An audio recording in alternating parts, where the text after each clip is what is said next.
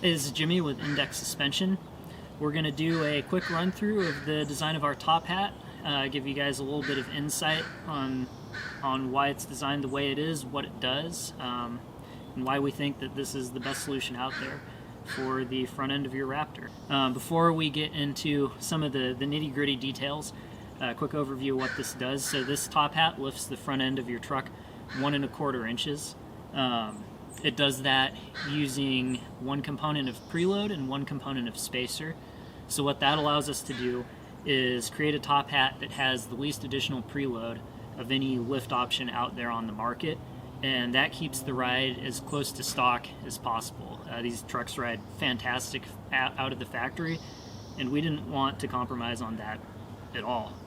Alright, so starting off with Fitment, how this bolts up to your truck and whatnot.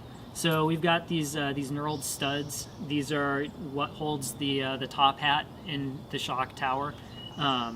These studs are pressed into our top hat. There's only one hole pattern that you'll see.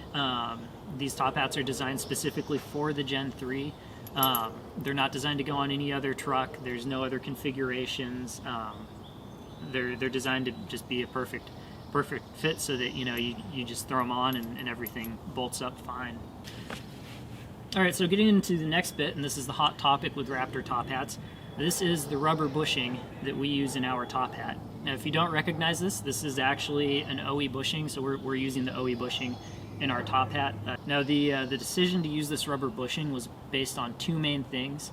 One of them is ride quality, and then the other is durability. So here in Washington, I like to do a lot of stuff off in the mountains in the winter, snowmobiling, skiing, and spend a lot of time driving on heavily salted and sanded roads.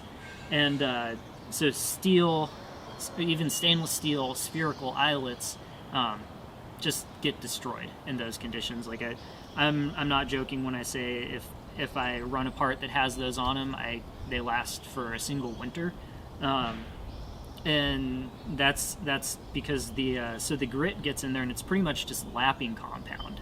And you grease them, you service them, but you can't do that while you're driving. So if you're on a 2-hour drive through the mountains, and you're just getting blasted with that stuff, and it wears out a spherical super quick.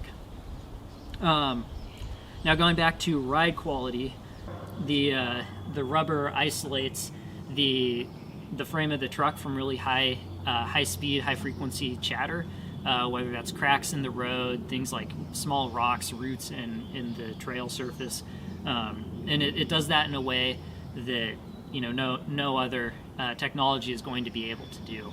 And what that comes down to is that the shock speed has to be so high to track and smooth out those kinds of impacts that pretty much your damping force spikes, and it's unable to actually respond quick enough. So the rubber bushing allows it to absorb those really high frequency things without any stiction and whatnot. And so compared to a steel spherical is entirely rigid. Those high speed chattery types of impacts are going to go straight through the shock shaft, straight into the top hat, straight into the frame, in a way that this actually prevents from happening. So moving on to the durability of these things, because you see a lot of stuff getting thrown around about what is the weak link in the stock top hat, and what I'm going to tell you right now is this bushing is not it. We've taken the stock top hats to failure in a hydraulic press, and the only thing that outlasts these is the steel studs actually that bolt your top hat up, which of course those are 3 M12s. They're bomb proof. So what's actually failing and causing this to fall out of the top hat and then rattle around, bang on a bunch of stuff and get chewed up is the retaining ring. So the stack in the top hat is, so there's rubber bushing pressed in, there's a thick washer that goes over it, and then there's a retaining ring that holds that all in place. So the retaining ring on the stock top hats is a pretty small retaining ring. I think it's designed adequately for stock stock tires, stock wheel weight, and stock spring rate. We've gone up to, this is a heavy duty spiral retaining ring. It's corrosion resistant, you know, like I was saying, we want it to hold up to mountain passes and whatnot.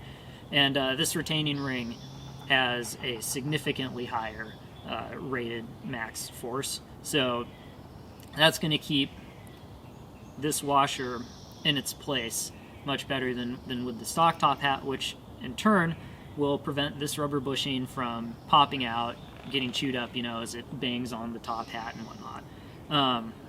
The rubber bushing actually has a steel puck in the center of it.